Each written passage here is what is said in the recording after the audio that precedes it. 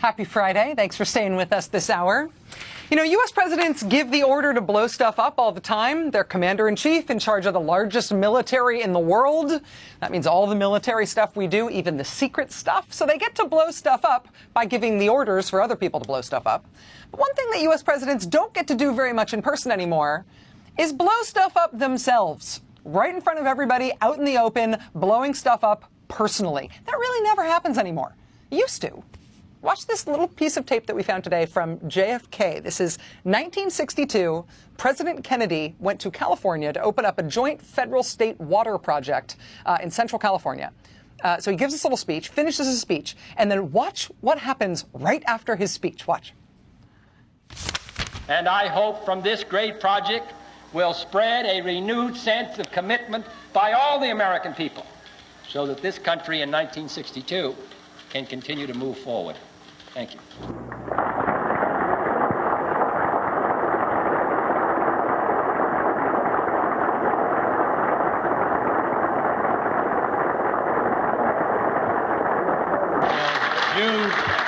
behind you and across the valley.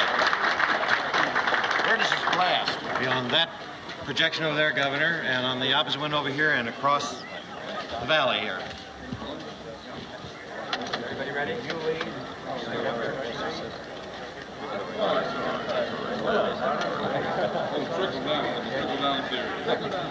Ready? 1, 2.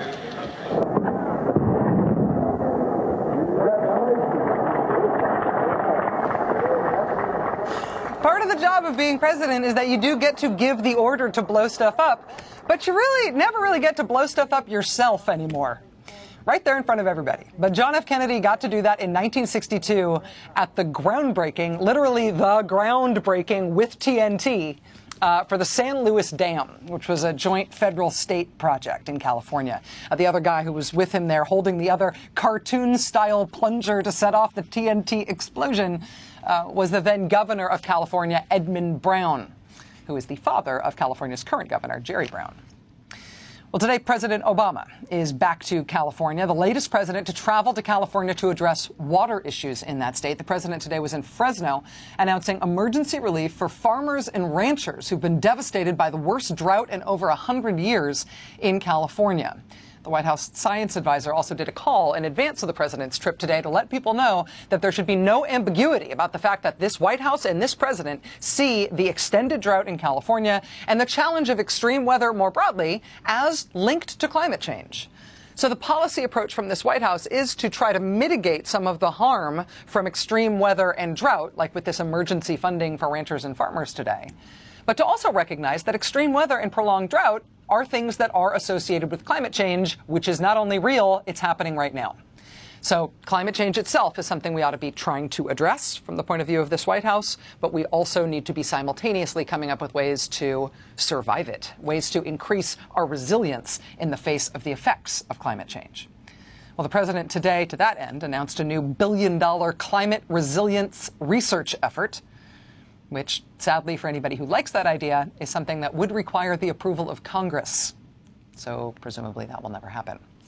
While the president is in California, though, he will also get a chance to do one of the things that you can comfortably do in California, really only if you willfully don't think about the terrible drought out there, which is to say the president will be playing golf today with the King of Jordan, who's in the United States on other business, but who's flying out to California specifically to meet President Obama and to hang out and play sports with him. Happy Valentine's Day, guys. Before kicking off his bachelor Valentine's Day weekend with the king, though, President Obama also spent the earlier part of Valentine's Day today with these handsome devils. The president, before going to California today, went to see the House Democrats at their retreat in Maryland. And most of that discussion between the president and the House Democrats today was closed to the press. Closed press, off camera, was a one-on-one question and answer session with any House Democrat who wanted to ask the president about anything. We do not have footage of that part of the day because they kicked the reporters out for that part. But they did let the cameras in for his opening remarks to the House Democrats, which were about both policy and politics. The president talks here about how the average age of people who get the minimum wage is 35 years old. It's a myth. The minimum wage is only for teenagers. But But then he gets really positive on politics, and specifically he gets really positive on Congress, of all things. Watch this. Sometimes the debates on Capitol Hill get so abstract, and to be next to folks, average age, by the way, 35, these aren't teenagers. These are folks who are looking after families and trying to raise kids. And to see what it would mean to them for us to have a federal minimum wage of $10.10 an hour, and how much relief that would give them, and how committed they were to the American dream and getting ahead, and just hoping that somebody was standing up for them. It reminded me of why I'm a Democrat. And it reminded me of why I'm so proud of this caucus, because you're standing up on behalf of them. Across the board, we're moving. But, as I said at the State of the Union, and I want to repeat today, we can get a whole lot more done if we've got Congress working with us.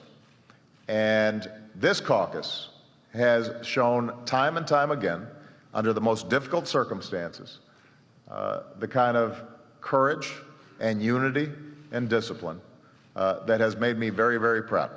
And I was just talking to Nancy before I came out here. The fact that we are no longer going to see, I believe, anybody try to hold our government hostage and threaten the full faith and credit of the United States of America in order to contract policy concessions. The fact that we were able to pass a clean debt limit is just one example of why, when you guys are unified, you guys stick together, this country is better off. And I could not be more thankful and more appreciative and prouder of what you're doing. When's the last time you heard anyone praise Congress as doing stuff and doing it well and helping the country? And yes, it is a rah-rah session because this is the president talking to Democrats who serve in Congress and talking to them about how they're doing their job. But the president raises an interesting point there about whether or not Democrats have been able to turn their position as the supposedly powerless minority in the House actually into a constructive force in Washington, thanks to the majority, the Republicans, being so fractured. It's a point that Vice President Joe Biden also made today, although he did it in Bidenese, which means he said literally, and he meant it. This was great. Watch. I came back to say again, thank you. And I'm not being gratuitous. It literally, thank you.